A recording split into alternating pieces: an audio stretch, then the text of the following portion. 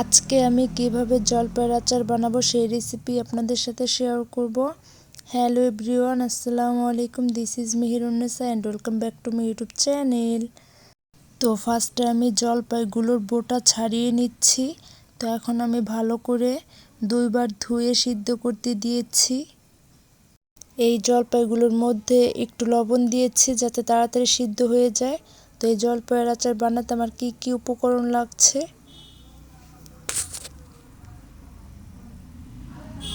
তো ফার্স্টে এখানে ছিল পাঁচফোড়ন, এখানে ছিল জিরা, তেজপাতা, দুইটা শুকনো মরিচ, রসুনগুলো কোয়া ছাড়িয়ে ছুলে নিয়েছি। এখানে ছিল ছোট বোতলের 1 বোতল সরিষার তেল আর ছিল চিনি। তো এদিকে আমার জলপাইগুলো সিদ্ধ করা শেষ। এখন আমি একটা বাটিতে উঠিয়ে নিচ্ছি।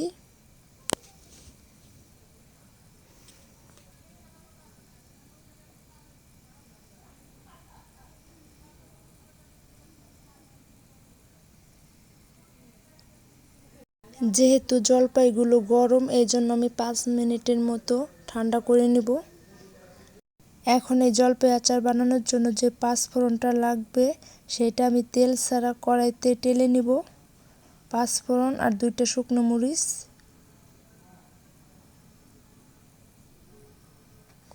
তো এখানে আমি ভেজে উঠিয়ে নিয়েছি।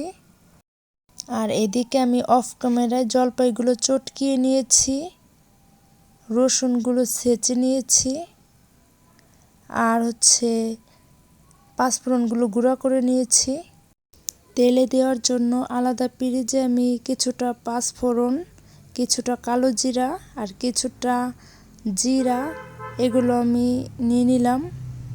তো এখন আমি একটা কড়াই বসিয়ে দিলাম। কড়াইটা গরম হয়ে গিয়েছে। এখন আমি পরিমাণ মতো তেল দিয়ে দিচ্ছি। তেলটা গরম হয়ে গিয়েছে। এখন আমি আগের থেকে ছেঁচে রাখা রসুনগুলো দিয়ে দিচ্ছি।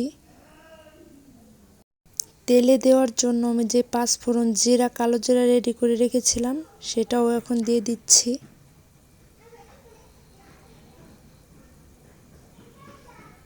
এখন আমি 2 থেকে 3 মিনিট রসুনটা নেড়েচেড়ে নিব। তো দেখতেই পাচ্ছেন রসুনটা বাদামি কালার হয়ে গিয়েছে।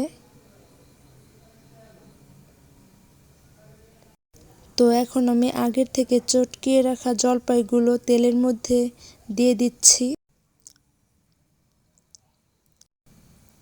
এখন আমি জলপাইগুলো একটু নেড়েচেড়ে নিব।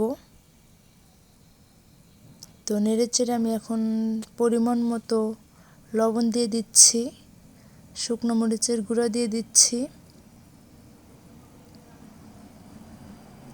সামান্য পরিমাণ একটু ধনিয়ার গুঁড়া দিয়ে দিচ্ছি, আর এখন হলুদের গুঁড়া দিয়ে দিচ্ছি। তো এখন সব কিছু উপকরণ দেওয়ার পর আবার একটু নেড়েচেড়ে নিচ্ছি।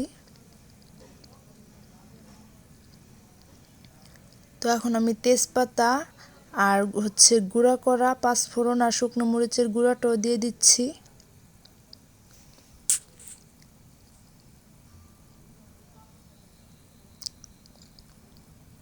এখন আমি পরিমাণ মতো চিনি অ্যাড করে দিচ্ছি। চিনিটা এখন আমি নেড়েচেড়ে নিচ্ছি। চিনি দেওয়ার পরে জলপাইয়ের আচারে পানি ছেড়ে দিয়েছে।